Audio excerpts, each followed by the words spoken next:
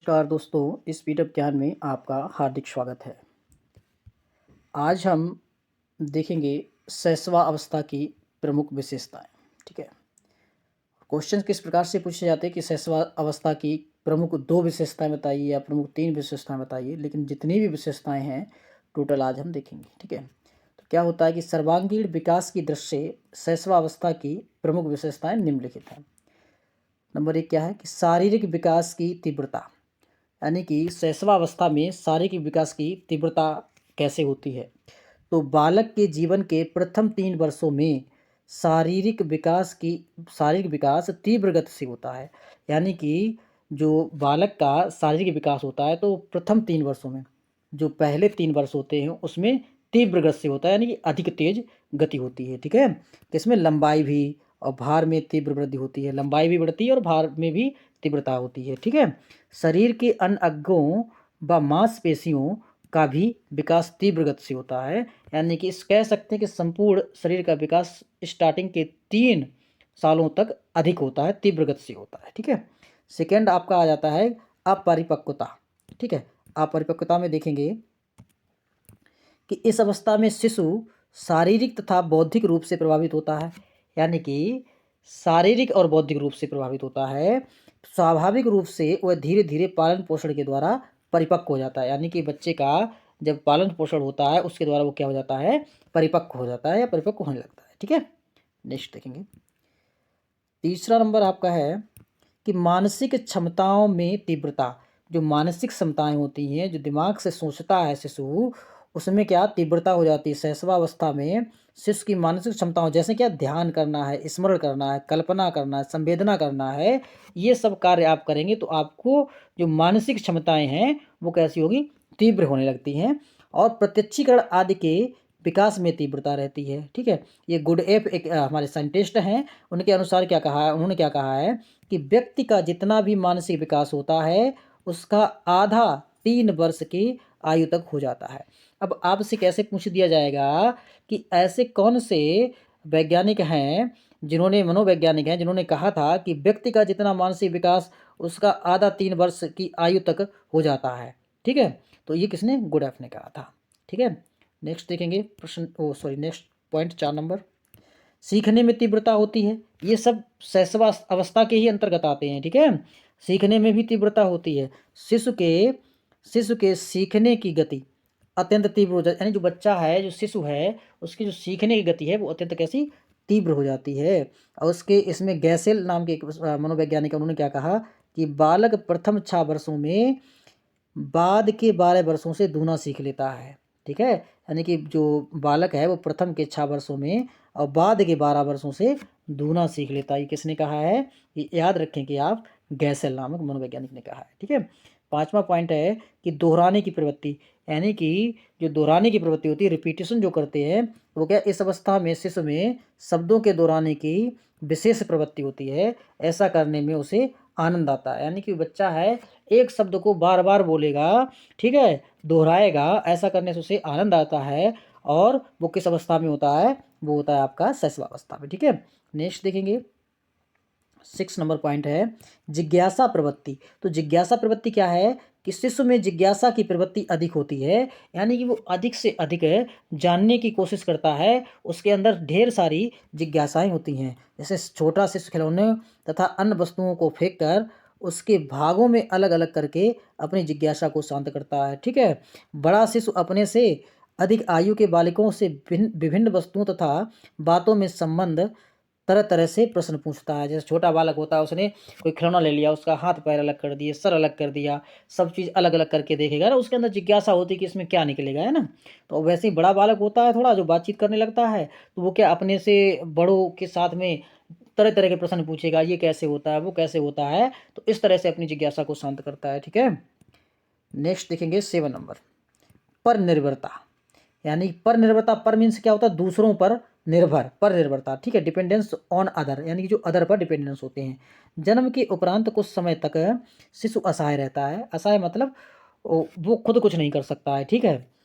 और वह भोजन व अन्य शारीरिक आवश्यकताओं के साथ साथ प्रेम, सहानुभूति तथा सुरक्षा के लिए अन्य लोगों पर आश्रित होता है। वह मुख्य रूप से अपनी माँ पर आश्रित होता है। यानी कि चाहे भोजन करना हो या फिर उसे उसके अन्य शारीरिक क्रियाएँ जो भी होती हैं, जितने भी कार्य करने होते हैं, वो सब दूसरों के द्वारा कराए जाते हैं, चाहे माँ करे, मुख्य रूप से माँ करती है या फिर घर का कोई और सदस्य भी करता है, ठीक है? तो इसलिए क्या करते हैं, पर निर्भरता जो होती है, वो किसमें आ जाएगी, आपकी शैशवावस्था में आ जाएगी। अब नेक्स्ट आपका 8 पॉइंट है स्वप्रेम की भावना। इसमें क्या है, शैशवावस्था में शिशु के अंदर स्वप्रेम की भावना अत्यंत प्रबल होती है। अब पूछ दिया जाए क्वेश्चन आपको अति लघु उत्तरी में कि शिशु के अंदर स्वप्रेम की भावना अत्यंत प्रबल होती है, ये किस अवस्था में होती है, तो ये शैशवावस्था में हो जाएगा, ठीक है। वह अपने सभी का स्नेह पाना चाहता है, स्नेह प्यार, ठीक है। वह चाहता है कि केवल उसे ही माता पिता भाई बहन आदि का प्यार मिले। यानी कि ऐसा है जैसे कि 2 बच्चे हैं घर में, है ना? और 2 छोटे बड़े बच्चे हैं। अब छोटा वाला बच्चा जो होगा वो सोचेगा कि हमसे ही मम्मी प्यार करें, बड़े वाले से ना प्यार करें, ठीक है? तो देखा होगा घरों में, है ना? अगर आप बड़े वाले से प्यार करने लगते हो तो वो चिढ़ने लगेगा, है ना? तो इस तरह स्वप्रेम की भावना होती है, वो सोचते सिर्फ़ हमसे ही प्रेम करें। वह अपने अलावा अन्य व्यक्तियों से प्रेम किए जाने पर उसे ईर्ष्या करने लगता है, उसमें अधिकार की तीव्र भावना रहती है। वो चाहता है कि माँ-बाप पर सिर्फ़ मेरा ही अधिकार है और मुझसे ही प्रेम करें, ठीक है? नेक्स्ट देखेंगे, नेक्स्ट पॉइंट है 9, संवेगों का प्रदर्शन यानी कि इमोशनल एक्सप्रेशन। क्या होता है कि शिशु जन्म से ही संवेगात्मक व्यवहार का प्रदर्शन करता है। जैसे क्या संवेगात्मक व्यवहार है, रोना है, चिल्लाना है, हाथ पैर पटकना है आदि क्रियाएं संवेगपूर्ण ही होती हैं। बाल मनोवैज्ञानिकों के अनुसार आरंभ में शिशु के मुख्य रूप से 4 संवेग होते हैं, भय, क्रोध, प्रेम, पीड़ा आदि पाए जाते हैं। ये 4 संवेग होते हैं जो शिशु के मुख्य रूप से जो आरंभ में होते हैं, ठीक है। ये मनोवैज्ञानिकों का ऐसा मानना है। नेक्स्ट देखेंगे, नेक्स्ट पॉइंट है हमारा 10, सामाजिक भावना का विकास। अब धीरे धीरे बच्चे में सामाजिक भावना का भी विकास होता है ना, डेवलपमेंट ऑफ सोशल फीलिंग्स। शैशवावस्था के प्रारंभिक वर्षों में शिशु के सामाजिक भावना का अभाव रहता है। यानी कि जब बच्चा स्टार्टिंग में होता है, प्रारंभिक वर्षों में होता है, जब जन्म लेता है, उसके प्रारंभिक वर्षों में सामाजिक भावना का अभाव रहता है। लेकिन छोटा शिशु अकेले ही खेलना चाहता है। अब जो छोटा शिशु होगा वो अकेले, देखा होगा घरों में, खूब अच्छी तरह से खेलता रहेगा। परंतु शैशवावस्था के अंतिम वर्षों में जैसे ही बच्चा धीरे धीरे बड़ा होता चला जाएगा, 5-6 साल में, 4-5 साल में, ठीक है, अंत में सामाजिक भावना का विकास होने लगता है। वो समाज में सब चीज़ों को समझने लगता है, कौन हमारा क्या है, कौन हमारा अच्छा है, कौन बुरा है, तो सामाजिक चीज़ों को भी समझने लगता है, ठीक है। 11 देखेंगे, नेक्स्ट पॉइंट, मूल्य प्रवृत्त्यात्मक व्यवहार। इसका मतलब क्या है कि इस अवस्था में बच्चे का अधिकांश व्यवहार मूल प्रवृत्तियों पर आधारित होता है। भूख लगने पर वह रोता है, क्रोधित होता है। जैसे ही देखा होगा कि बच्चे को भूख लगती है तो रोने लगेगा, गुस्सा करेगा खूब, और जो भी वस्तु उसके पास होती है उसी को मुंह में डाल लेता है, ठीक है। उसे नहीं पता ये अच्छी है या बुरी है, उसे जो पास मिल जाएगी उसे तुरंत ही मुंह में डाल लेता है। तो मूल्य प्रवृत्त्यात्मक व्यवहार भी किसमें करता है, बच्चा शैशवावस्था में करता है, ठीक है।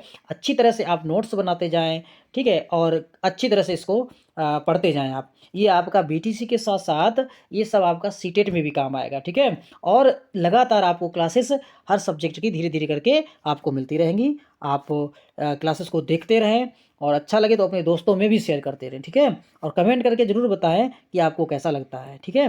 नेक्स्ट देखेंगे, अब काम प्रवृत्ति क्या होता है। काम प्रवृत्ति फ्रायड के अनुसार, यानी कि ये वैज्ञानिक फ्रायड थे, पूछ दिया जाता है ये इस वैज्ञानिक के अनुसार, वैज्ञानिक का नाम दे दिया जाएगा, तो यहाँ पे फ्रायड के अनुसार दिया गया है। उन्होंने क्या कहा है, शैशवावस्था में काम प्रवृत्ति होती है किंतु शिशु उसकी अभिव्यक्ति वयस्कों के सामने नहीं कर पाता है, ठीक है। जो काम प्रवृत्ति होती है, सेक्सुअल इंसिस्ट निक्ट होता है, तो उसमें क्या होता है कि वो बड़ों के सामने वो चीज़ जाहिर नहीं कर पाता है। तो माँ का स्तनपान करना, हाथ पैर के अंगूठे चूसना आदि शिशु की काम प्रवृत्ति के चूसक है। ये उसके अंदर काम वासना ही होती है, जब वो अपने हाथ को चूसने लगता है उसी के कारण हाथ को चूसता है, ठीक है।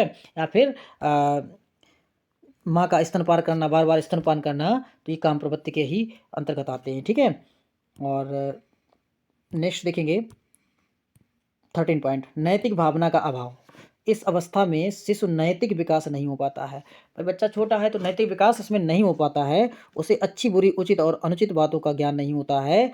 शिशु वही कार्य करता है जिसमें उसे आनंद आता है, भले ही वह कार्य अनैतिक हो। यानी कि बच्चे को चाहे मिट्टी में बैठ गया तो मिट्टी में खेलेगा, है ना, कोई चीज़ तोड़नी है तो तोड़ेगा, उसे उसमें आनंद मिलेगा, बस उसे जिसमें आनंद मिल रहा है वही कार्य करेगा, उसे नहीं पता कि ये हमारे लिए अच्छा है या बुरा है, ठीक है। ऐसे हमने सहस्वावस्था की सारी पॉइंट हमने देख लिए हैं, और आपके एग्जाम में इसी तरह से पूछा जाएगा कि सहस्वावस्था की प्रमुख 2 विशेषताएं, 3 विशेषताएं बताइए, तो आप इनमें से कोई भी विशेषता लिख देंगे, ठीक है, आपका राइट हो जाएगा।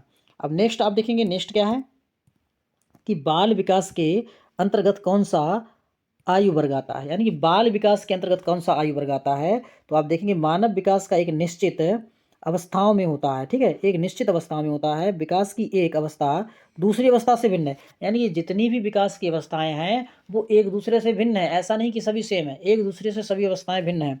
विकास की प्रत्येक अवस्था के विशेष अभिलक्षण होते हैं, और जितनी भी अवस्थाएं उनके सबके अलग अलग अभिलक्षण हैं, ठीक है। मनोवैज्ञानिकों ने सुविधा के लिए मानव विकास को विभिन्न अवस्थाओं में बांटकर स्पष्ट किया है, यानी कि जितने भी मनोवैज्ञानिक हैं उन्होंने शैशवावस्था है, बाल्यावस्था है, किशोरावस्था है, ठीक है, इस तरह से अलग अलग अवस्थाओं में बांट दिया है और बांटकर उसको स्पष्ट किया है कि बालक का विकास एक अवस्था से दूसरी अवस्था में अचानक नहीं होता है, ठीक है, अचानक नहीं होता है, बल्कि विकास की गति स्वाभाविक ढंग से क्रमशः होती रहती है। इन्हें 3 अवस्थाओं में बांटा गया है। अब वो 3 अवस्थाएं कौन कौन सी हैं आप देखेंगे कि जैसे पहला हो गया हमारा शैशवावस्था, अब जन्म से 5 वर्ष तक है, ठीक है। बाल्यावस्था कहाँ तक, 6 से 12 वर्ष तक है, और जो किशोरावस्था है वो 13 से 18 वर्ष तक है, ठीक है। इन सभी अवस्थाओं का इसमें क्या टाइम पीरियड भी दिया गया है, ठीक है। अब क्वेश्चन आगे, क्वेश्चन कैसे बनेगी कि शैशवावस्था कब से प्रारंभ होती है, बाल्यावस्था कब से प्रारंभ होती है, किशोरावस्था कब से प्रारंभ होती है। तो इसमें आपको शैशवावस्था वाला क्वेश्चन दिया गया है, उसको भी हम देख लेंगे। शैशवावस्था कब से प्रारंभ होती है, तो शिशु का शारीरिक विकास जन्म से पूर्व गर्भावस्था में ही प्रारंभ हो जाता है, यानी कि जब बच्चा गर्भ में होता है तभी से शिशु में गर्भावस्था भी प्रारंभ हो जाता है। विकास, शिशु का शारीरिक विकास जो होता है वो गर्भावस्था में ही हो जाता है प्रारंभ, ठीक है। इस समय माता की खान पान, रहन सहन, स्वास्थ्य एवं संवेगात्मक संतुलन पर विशेष ध्यान देना चाहिए। जब बच्चा मतलब गर्भ में होता है तब माँ को भी अपने खान पान और रहन सहन पर अच्छा ध्यान देना चाहिए। जन्म के बाद शैशवावस्था में विकास के 2 सोपान होते हैं, सोपान कहते हैं स्टेप को, 2 स्टेप होते हैं। वो कौन कौन से होते हैं, जन्म से 3 वर्ष तक का, और फिर 3 वर्ष से 5 वर्ष या 6 वर्ष दे रखा होगा, तो 3 वर्ष से 5 या 6 वर्ष तक। इस अवस्था में शारीरिक विकास की गति प्रथम 3 वर्षों में बहुत तेज होती है, ठीक है, प्रथम 3 वर्षों में बहुत तेज होती है। तो आज हम यहीं शैशवावस्था तक रखेंगे, ठीक है, यहाँ तक हमने कंप्लीट कर लिया है। अब नेक्स्ट देखेंगे कल, नेक्स्ट टॉपिक, ओके। और आप ज़रूर बताएं आपको क्लास कैसी लगी, कैसा समझ में आया, कमेंट करके ज़रूर बताएं, ठीक है। इसी तरह से आपको सारी क्लासेस धीरे धीरे करके प्रोवाइड करवा दी जाएंगी। इसके बाद आपको अति लघुत्तरी प्रश्न करवाएंगे, फिर उसके बाद बहुविकल्पी से आप अपनी प्रैक्टिस कर लेंगे कि आप कितने क्वेश्चन कर पाते हैं, ठीक है। और इसी के साथ हम आज की क्लास समाप्त करते हैं। धन्यवाद।